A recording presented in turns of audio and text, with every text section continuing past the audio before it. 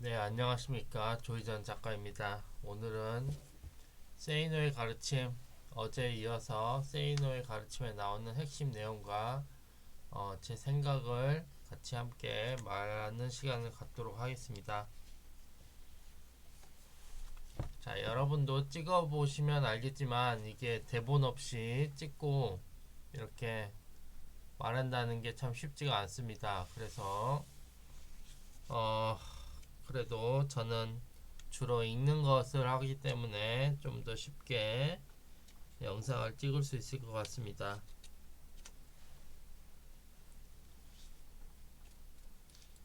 자, 돈이 많아지면 불편하고 구차한 환경이 편리하고 쾌적한 환경으로 변할 뿐이다. 생활 수준이 높다고 해서 높은 행복이 보장되는 것은 아니라는 말이다. 사회에서 어떤 형태로든 성공하게 되면 기쁨을 얻을 수 있다.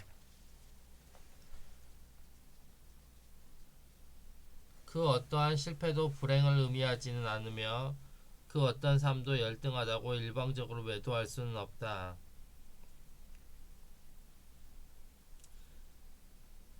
행복은 우리가 소유하는 것들이 유형의 것이든 무형의 것이건 상관없이 그 양과 질이 증가하는 과정이 계속될 때 얻어진다.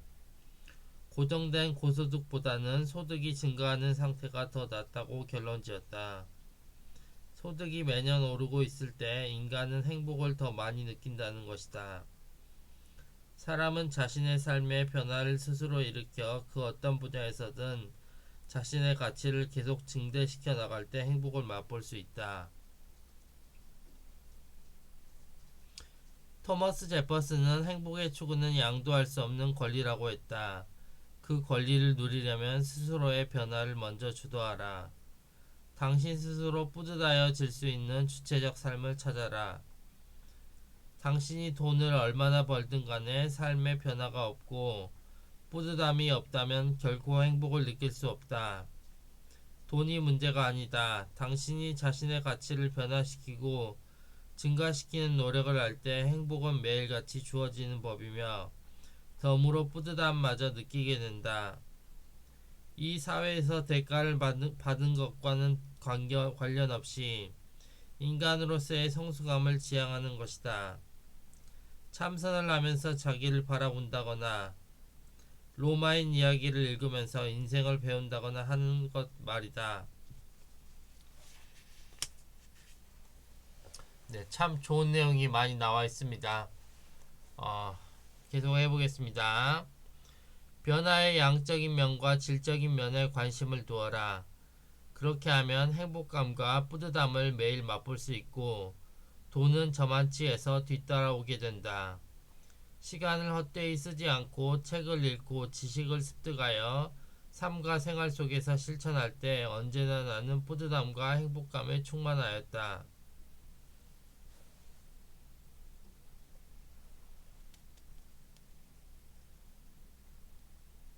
아직도 부자가 아니라 훨씬 더 부자가 되었으며 충분히 행복한 운 좋은 사람으로 살고 있다.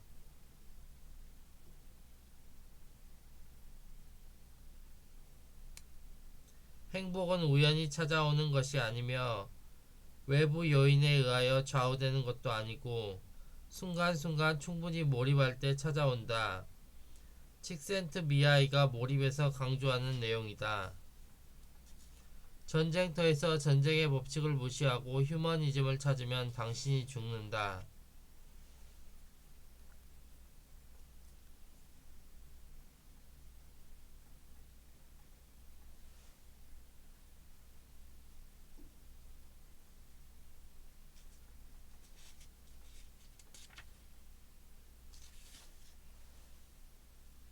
자, 계속 보겠습니다.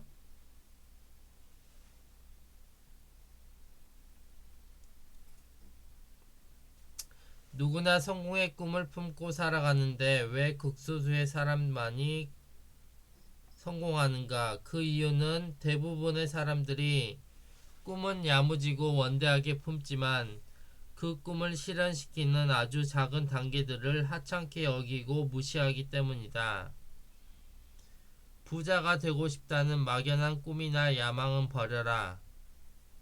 그저 1년 정도 앞에 목표만을 세우되 1천만 원을 모으는 것 같은 소박하지만 구체적으로 실행 가능한 목표를 세워라. 조만간 목돈을 쥐게 될 것이며 그 목돈이 종잣돈이 되어 부자의 길로 접어드는 첫 계단에 올라갈 수 있게 된다.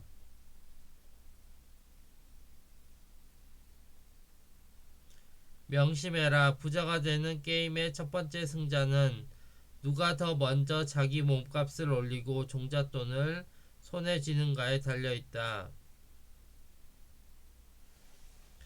그 소박해 보이는 목돈이 손에 쥐게 손에 쥐어지게 될 시간이 언제가 될 것인지는 순전히 당신이 현재 수입 가운데 얼마나 소비할 것이며 얼마나 저축할 것인지에 따라 결정될 것이다.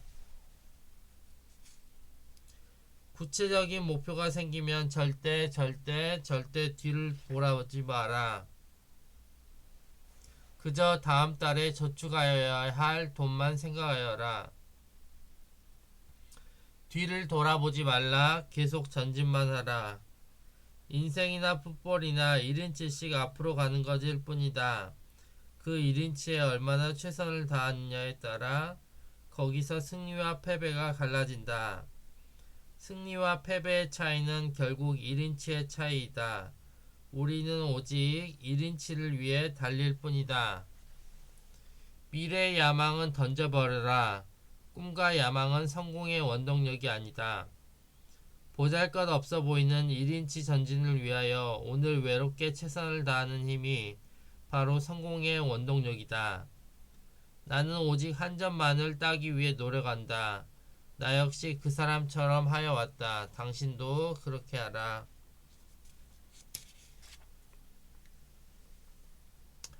일은 일상에서 그들이 최우선으로 삼는 가치라고 할 수 있다.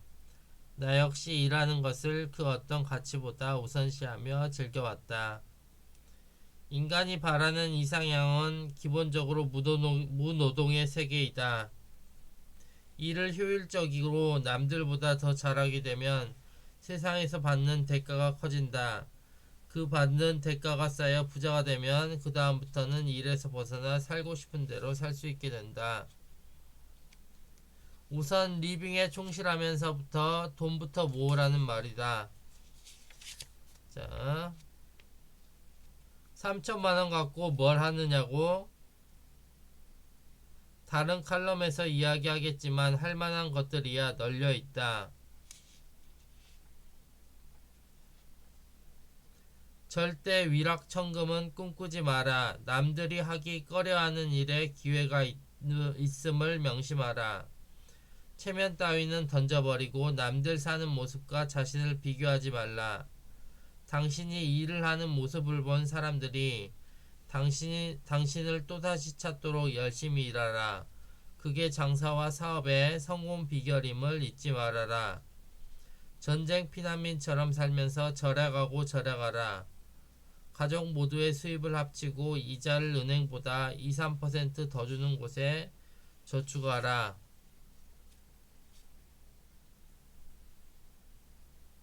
땡전 한 푼 없다면 침식을 제공하는 공장 같은 곳에 들어가 2~3년 있으면서 돈을 아기처럼 모아라. 외출도 하지 말라. 시간이 남으면 책을 읽어라.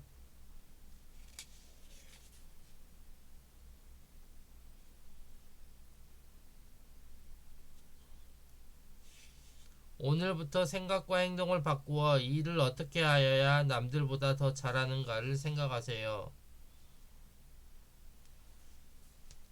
일단은 공부하는 것이 가난에서 벗어날 수 있는 가장 손쉬운 생존 방식이라는 것을, 일하는 방법과 장사나 사업에 대한 책을 읽어라. 절대 절망하지 마라.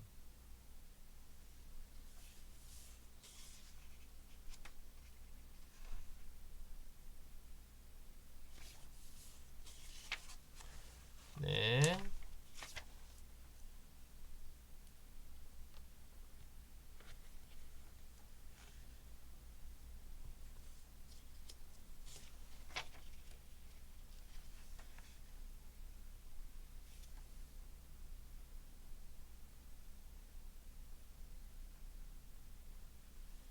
자, 오늘은 여기까지만 하도록 하겠습니다. 아쉽지만 또 내일이 있고 또 그 다음 날이 있기 때문에 앞으로 한 5일 정도 있으면 다 완료할 수 있을 것 같습니다.